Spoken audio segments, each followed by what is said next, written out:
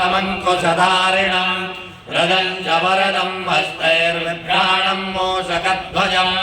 रक्तम् लम्बोदरम् शोर्पकर्णकम् रक्तवाससम् रक्तगन्धानुलिप्ताङ्गम् रक्तपुष्पैः सुपूजितम्